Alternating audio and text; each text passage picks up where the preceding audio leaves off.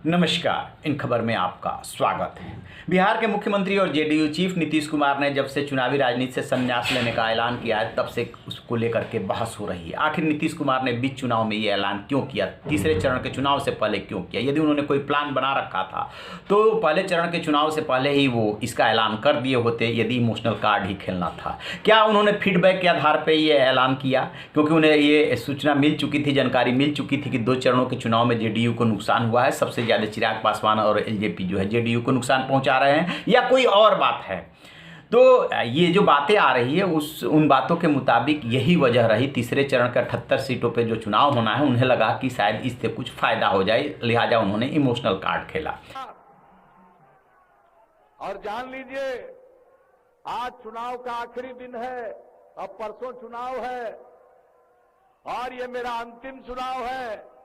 अंत भला तो सब भला। अब आप बताइए, वोट दीजिएगा ना इनको? हाथ उठा के बताइए। बहुत बहुत धन्यवाद। हम इनको जीत का माला समर्पित कर दें, जीत का माला समर्पित करें। इस पे अब किसकी क्या प्रतिक्रिया है? अपने उनके कह रहे हैं, यानी हरबंश जो राज्यसभा में उपसभापति है, वो कह रहे हैं कि राजनीति से रिटायरमेंट की बात नहीं हो रही है, सिर्फ चुनावी राजनीति की वो बात कर रहे हैं।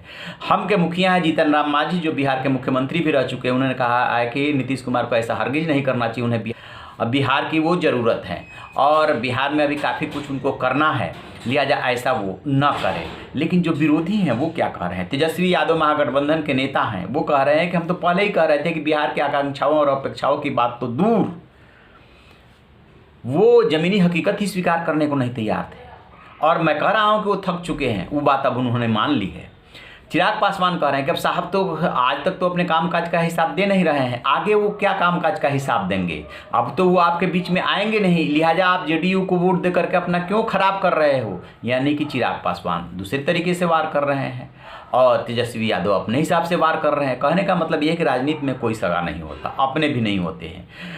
यदि उन्होंने ये इमोशनल कार्ड खेला तो जो विपक्ष है, यानी उनके जो विरोधी हैं, चाहे चिराग पासवान हो, तेजस्वी हो और भी राजनीतिक दलों के नेता हों, वो भी उसी हिसाब से उन पर वार कर रहे हैं कि ये क्या बात करेंगे। मतलब ये साबित करने की कोशिश की जा रही है कि वो तो अब भाग रहे हैं। बिहार के लिए उन्होंने कुछ किया नहीं, वो फेल रहे, लिहाजा अब वो भाग रहे हैं। लेकिन जो उनके अपनों ने बोला है उस पर गौर करने की जरूरत है कि वो चुनावी राजनीति से संन्यास की बात कर रहे हैं, राजनीति से नहीं।